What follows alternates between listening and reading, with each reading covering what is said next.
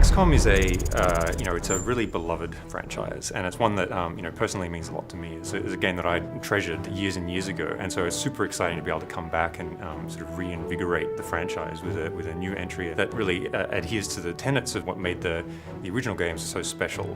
Our telling of XCOM is an origin story. It's about experiencing the origins of this organization from a really zoomed in and boots on the ground perspective. We really wanted to make you feel like what it was like to be one of the squaddies in the original game, and not the all-knowing top-down commander. Past games were all about a global UFO defense agency, a kind of task force made of the best from across the whole world who were supposed to repel an alien invasion.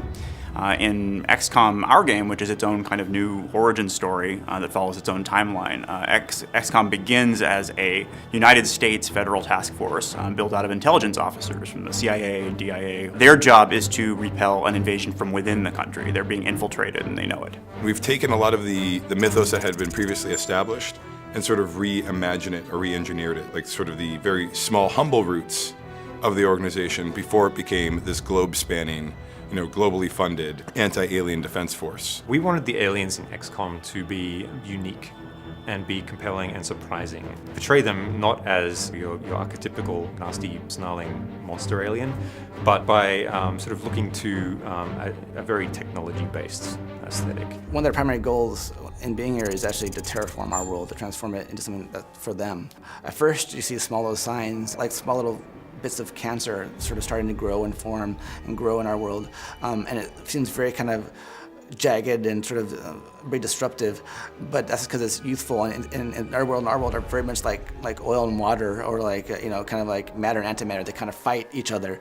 But eventually what you see throughout the game is eventually their world kind of wins and starts to grow and become more this cubic, perfect kind of pristine version of their own home world. But a lot of the places that you're going to go are kind of half and half. They're what was a pristine and vibrant American community, which has now been, or is in the process of being actively terraformed by alien technology.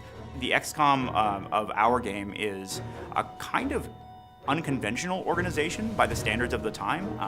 It has an idiosyncratic thinker that put it together, and is specifically looking for people who are compensating for some kind of disadvantage. So you'll find a lot of the core cast are not necessarily what people think of as an invincible G-man. They have a different background, or they come from a politically more sensitive sort of demographic.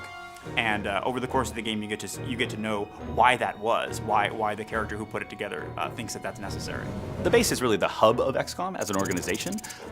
It changes and evolves over the course of the game. It's someplace that you return to after every single mission, and it serves as both a sort of story and social space for you to have conversations with other characters, learn more about the world of XCOM, see how other people are reacting to the war as it progresses, and really immerse yourself in the world of 1962. But it's also your main hub for gameplay. You will obviously manage and recruit agents. Agents are your extensions of your willpower out in the battlefield, your buddies that you use to combat the alien threat. You'll be upgrading their powers, leveling them up. It's very sort of RPG-esque. The research area, for example, is where the scientific staff live. You're able to engage in the research economy through spending Illyrium on various designs.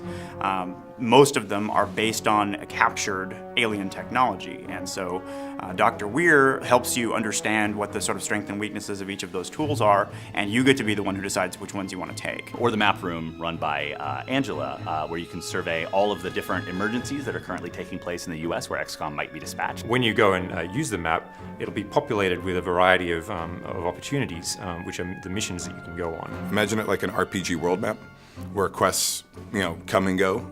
There's primary quests and secondary quests. There are backbone missions that drive the plot forward, and there are dozens of other kind of strategic opportunities that pop up.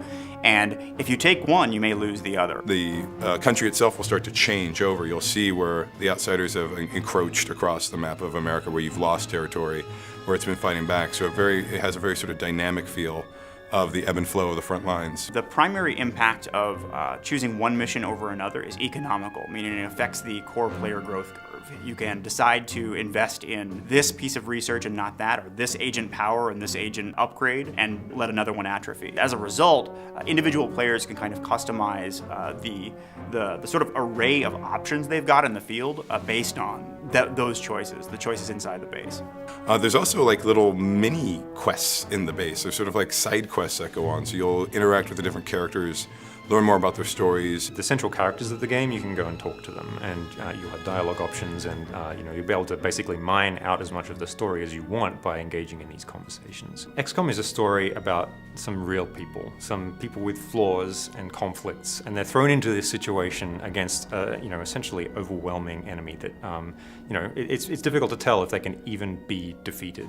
And only by assembling the brightest minds, the smartest people that the world has to offer, are you even going to have a hope of defeating this enemy.